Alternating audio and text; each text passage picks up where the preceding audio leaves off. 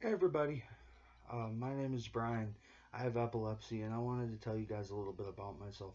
I have a late onset disease that I developed when I was 22. I hadn't had any seizures before that and I was born normal. Um, but I wanted to tell you guys that if you're young like me, I'm 24, or if you have an illness or a disability, I'm legally on disability, don't let that limit you in any way. A lot of people will tell you that it should. They'll tell you that those things are a stigma, especially in medical offices. I'll meet a lot of condescending people who will talk down to me when I'm in medical offices at doctor's appointments. Like I have reduced faculties, like I'm less of a person. You know, People should treat any illness exactly like what it is, an illness. It's unfair that people with neurological, metabolic, or mental illnesses are sometimes talked down to by power trippers, and nobody deserves to be called crazy or fat or body shamed or any other horrible insult. I don't want to just list off racist or horrible insults uh, that offend anybody. But on top of any other stigma, insults that go against those things, nobody deserves those. And I've been almost 300 pounds before. I have a neurological disability. I know who these things feel. I'm still there, I'm still there from before. So, any of you who may be like me and may have a late onset disease, it doesn't change the essentials of your personality. Even if your physical disabilities may have increased, they may have changed, even if you're unfortunately in a wheelchair now, even if you um, have seizures like I do. The important part is to not stop loving yourself, set up for a pun, because of a lesser, uh, because of a lesser person like a condescending doctor in terms of empathy and love, in terms of them treating you less. Don't internalize that pain, because you're still the same person you were before. I I will always love all of you regardless of the pain changing over time.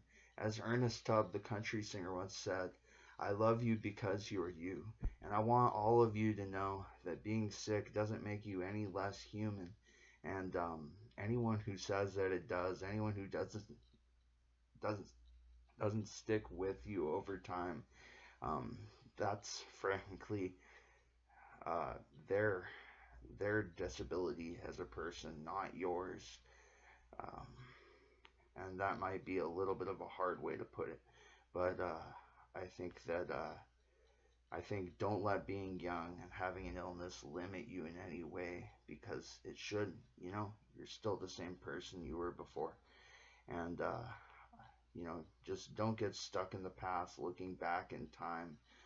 Um, I want all of you to know that you still have the same potential, even if it's changed from before. You still have the same potential because you're still you, even if the things that you're able to do have changed.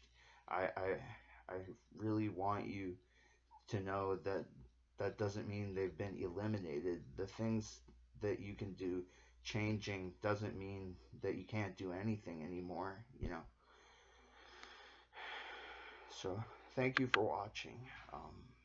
This video might have been a little bit coarse, but I really want you to know that after a couple of bad doctor's appointments, people treating me like I'm an 8-year-old, um, bad bureaucratic appointments on the phone that I've had to deal with in the last couple of months.